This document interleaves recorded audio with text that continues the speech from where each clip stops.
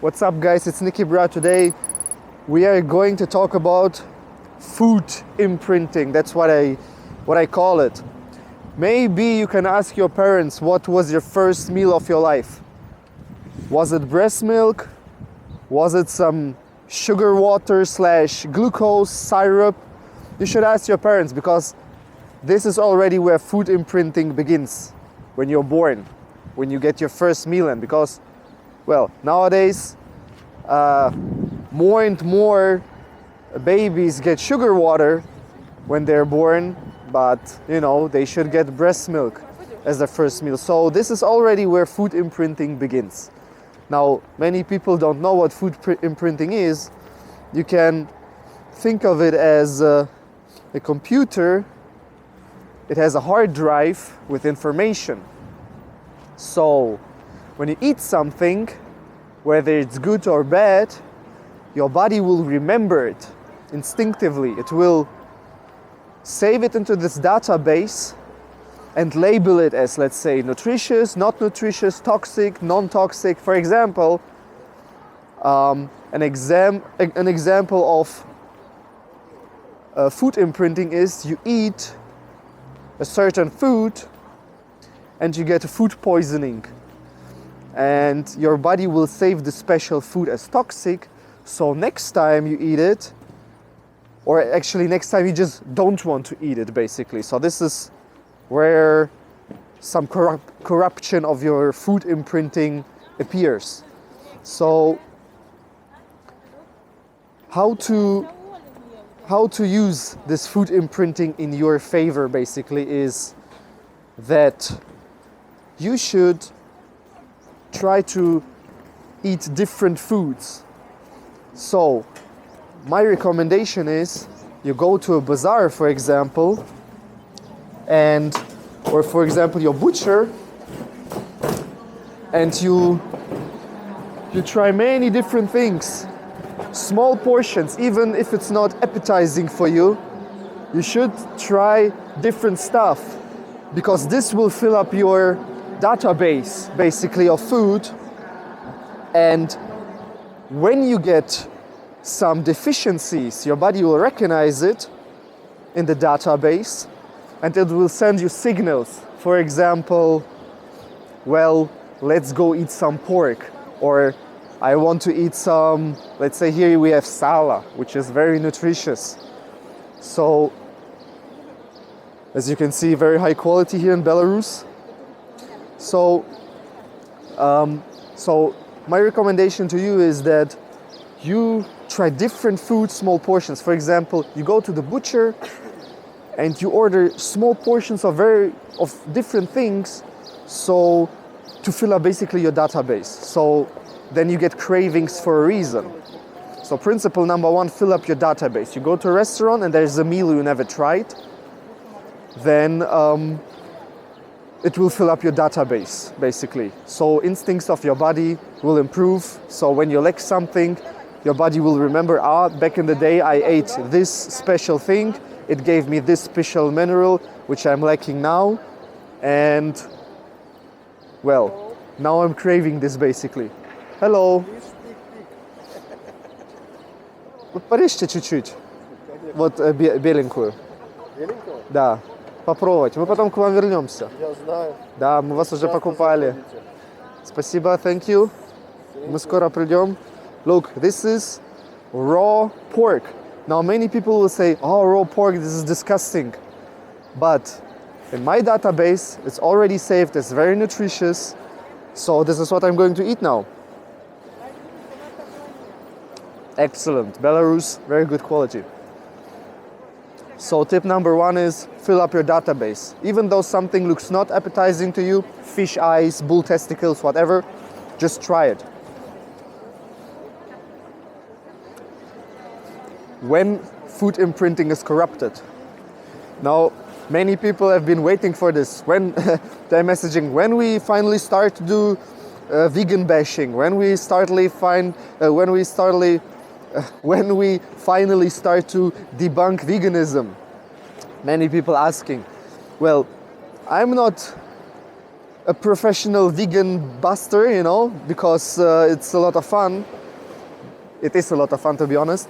But because veganism is just an excellent example of an absolutely corrupted food imprinting, where, let's say, you have a database, but there's a virus, and the database is all corrupted, and your operating system does not work properly anymore. So it's like on a computer when the BIOS, so the most important thing, is just corrupted. It does not work anymore properly.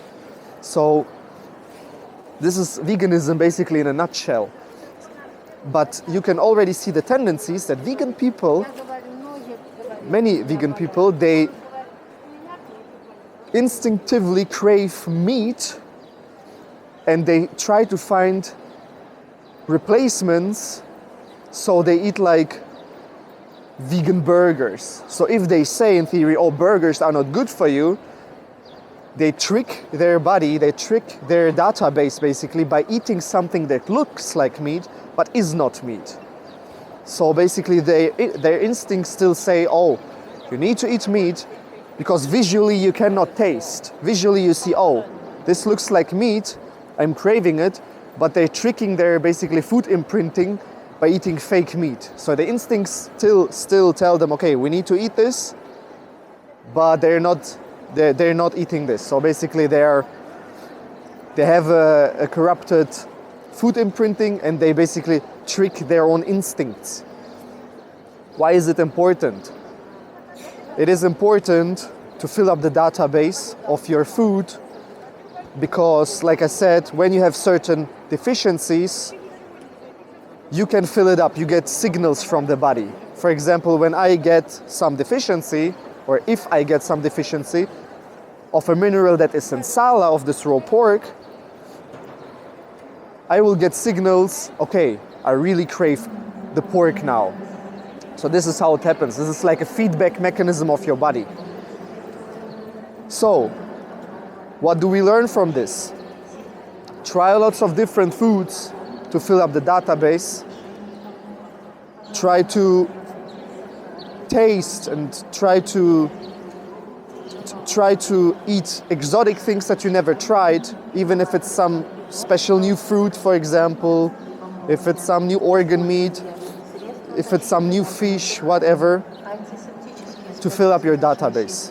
For vegans especially, the food imprinting and their database of nutrition is so corrupted that it's critical to, well, nowadays lots of vegans decide to go back again because they feel really, really bad, but it is critical to fill up database correctly, because let's say as a vegan, because you have not eaten high quality protein for such a long time, you lack the enzymes to digest certain things, and enzymes come from protein sources. So it's important not only to fill up your database with solid amount of different foods, but it's actually important to fill up the database in the correct order, so your body can save it properly.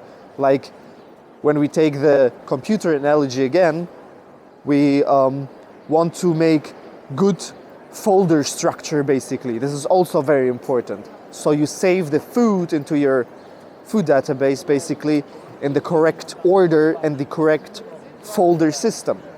Example, when a vegan decides to eat normal again, he has a certain food priority list how he starts to eat normal again. Example, he starts to eat white fish, or even prior white fish. Vegans who decide to do it, they need to start with fish soup, bone broths, meat soup. So first of all, liquid soups, broths. Then we go on with white fish, white meat, fatty meat, and in the end, you, like after 1 or 2 months, you start to eat steak basically, so beef. So there's even a special order on how you need to save it into your database. So if you need help to improve your food imprinting, so basically your body saves the correct foods in the correct folder structure, so it's basically long-term excellent database for the rest of your life, You know who you message.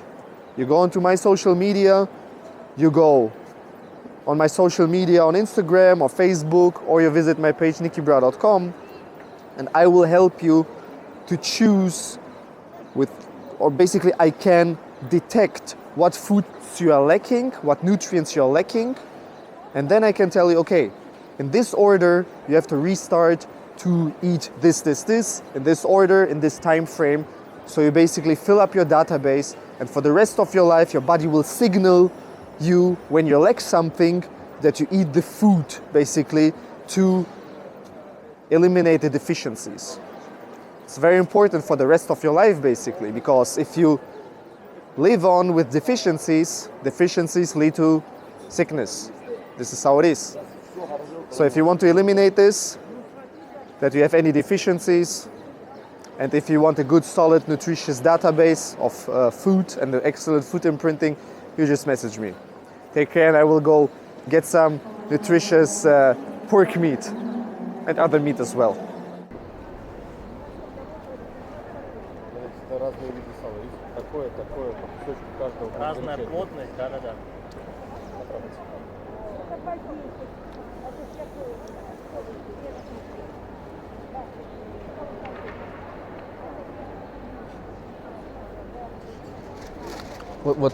Вот это я уже выбрал, да? Да.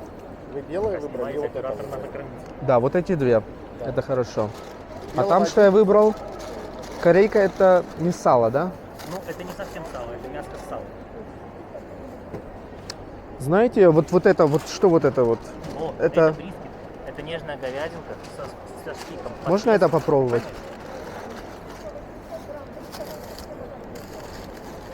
Так, два кусочка выбрали. Что вы поэтому решили, что ли? Сейчас, одну секунду. Разные виды. Соль берите.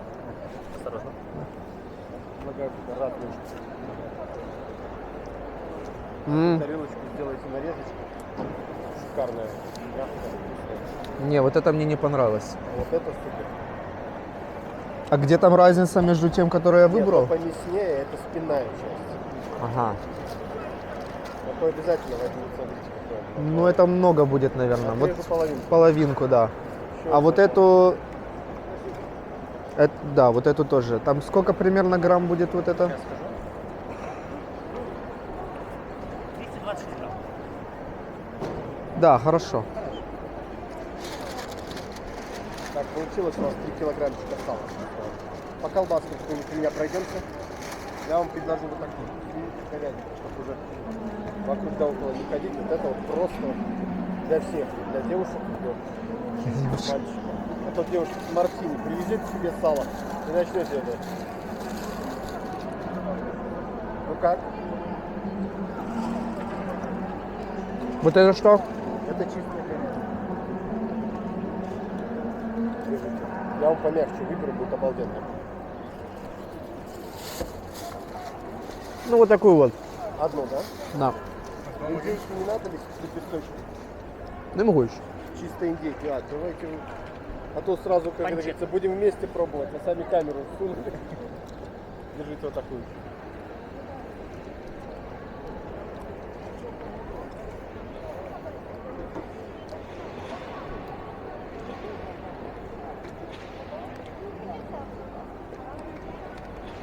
А у вас есть сало с чесноком?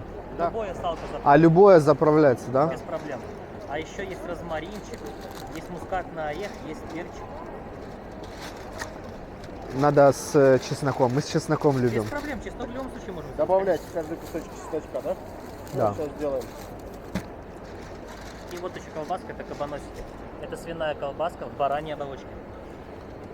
Кровянки не хотите? Food imprinting. Кровяночки не хотите? С кровью такой. В следующий раз, а то уже очень много. Это нам на пару дней хватит, потом мы опять придем. Что с колбаской, как вам? В следующий раз, а то уже очень много. Без проблем. Все, салко и грудиночку заправляем чесночком. Да, спасибо.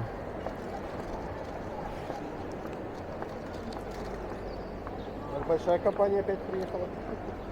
Это на нас двоих. Да. Да. Ребята, вы так из Мы отеля сало точим нормально. едете? Да? Да. Да.